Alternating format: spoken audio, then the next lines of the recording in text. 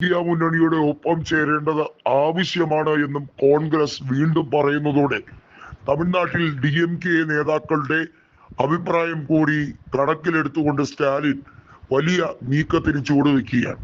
BJP-യുമായി സഖ്യം ചേർന്നാൽ കൃത്യമായും DMK വോട്ടുകളിൽ സ്പ്ലിറ്റ് ഉണ്ടാവുകയും DMK പിളരുകയും ചെയ്യും എന്നത് മുൻകൂട്ടി അറിഞ്ഞു തന്നെയാണ് സ്റ്റാലിൻ ആ തീരുമാനത്തിലേക്ക് പോകുന്നത്. താൽക്കാലികമായി തമിഴക വെട്രിക്കഴകവുമായി കോൺഗ്രസ് ഒത്തുപോകുന്നതിന്റെ യാതൊരു രീതിയിലുള്ള ബുദ്ധിമുട്ടും പുറമെ കാണിക്കാതിരുന്നാൽ സ്റ്റാലിന് ഇനിയും മുന്നേറാൻ കഴിയും. സ്റ്റാലിന് നിലവിൽ രാജ്യസഭാ സീറ്റൊഴിവ് വരുമ്പോൾ കോൺഗ്രസിന്റെ സഹായത്തോടെ കൂടി തന്നെ രാജ്യസഭയിൽ MP സ്ഥാനം നേടിയെടുക്കാൻ കഴിയുമെന്നും അതുകൊണ്ട് DMK ഈ വിഷയത്തിലൊന്നും ഒരു രീതിയിലും അമാന്തിക്കേണ്ട കാര്യമില്ലെന്നും നേതൃത്വം പറഞ്ഞിരിക്കുകയാണ്. നമുക്കറിയാം കോൺഗ്രസ് DMK സഹായത്തോടെ തമിഴ്നാട്ടിൽ MP സ്ഥാനം നേടിയെടുത്തിട്ടുണ്ട്. അതിന് പകരമായി തന്നെ തിരിച്ചു കൊടുക്കാമെന്നും പറയുന്നുണ്ട്. കോൺഗ്രസ് ഒരു രീതിയിലും DMK-യുടെ സ്തുത്യർഹമായ സേവനത്തെ നിഷേധിക്കുന്നില്ല. എന്നാൽ അടച്ചാക്ഷേപിക്കാനാണ് ശ്രമമെങ്കിൽ അത് ശരിയല്ല എന്നുള്ള കാര്യം തന്നെ വ്യക്തമാക്കുകയാണ്. സ്റ്റാലിനോട് മമതാ ബാനർജിയും അതുപോലെ തന്നെ മറ്റുള്ള നേതാക്കൾ ഉദ്ധവ് താക്കറെ അടക്കമുള്ളവർ പറയുന്നത് ഇന്ത്യ മുന്നണിയിൽ നിന്നും വിട്ടുപോയാൽ നിങ്ങൾക്ക് അന്തസത്ത നഷ്ടമാകും.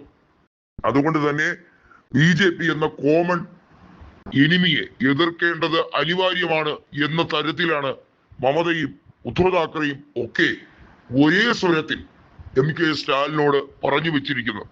അതുകൊണ്ട് തന്നെ വരും ദിവസങ്ങളിൽ ഇന്ത്യ മുന്നണിയുടെ മറ്റുള്ള വിശാല യോഗങ്ങളിൽ സ്റ്റാലിന്റെ DMK പ്രതികരിച്ച് അംഗങ്ങൾ ഉണ്ടാവും.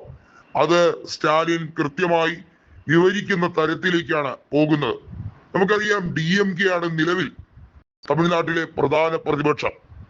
ഈ രാജ്യത്ത് കൃത്യമായും ഈ രാജ്യത്തിന്റെ പൊളിറ്റിക്കൽ സെനാറിയോ നോക്കുമ്പോൾ വളരെ വ്യക്തമായി തന്നെ കോൺഗ്രസ് നേതൃത്വത്തിന് പറയാൻ കഴിയും, ഇന്ത്യ മുന്നണി സംവിധാനത്തിന്റെ ഭാഗമായിരുന്ന DMK തങ്ങളായിട്ട് ഒരു രീതിയിലും ആക്ഷേപിക്കുകയോ ചെയ്യില്ല.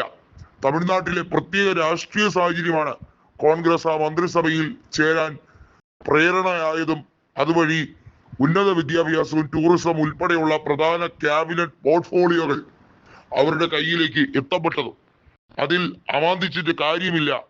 എന്നാൽ ഇന്നിന്റെ രാഷ്ട്രീയം മാത്രമല്ല, ഭാവി കാര്യങ്ങൾ കൂടി മനസ്സിലാക്കി വേണം കരുതലോടെ DMK നീങ്ങാൻ എന്ന കോൺഗ്രസ് പ്രസിഡന്റായ മല്ലികാർജുൻ ഖാർഗെയുടെ വാക്ക് മുഖവിലക്ക് എടുത്തുകൊണ്ട് തന്നെയാണ് സ്റ്റാലിൻ കടുത്ത തീരുമാനങ്ങളിലേക്കൊന്നും പോകാതിരിക്കാൻ ശ്രമിക്കുന്നത്.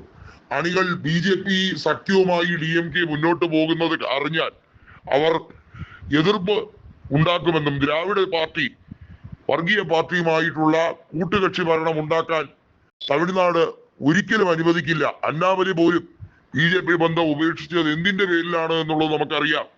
വരും കാലങ്ങളിൽ രാഷ്ട്രീയത്തിൽ സെക്യുലർ പ്രോഗ്രസീവ് അലയൻസ് എന്ന രീതിയിൽ മുന്നോട്ട് പോകാൻ കഴിയണമെങ്കിൽ സ്റ്റാലിൻ ഒരു കാരണവശാലും DMK പാർട്ടിയെ മലീനസപ്പെടുത്തരുത് എന്ന കോൺഗ്രസിന്റെ ആവശ്യം ഇപ്പോൾ പ്രാധാന്യത്തോടെ ഏറ്റെടുത്തിരിക്കുകയാണ്.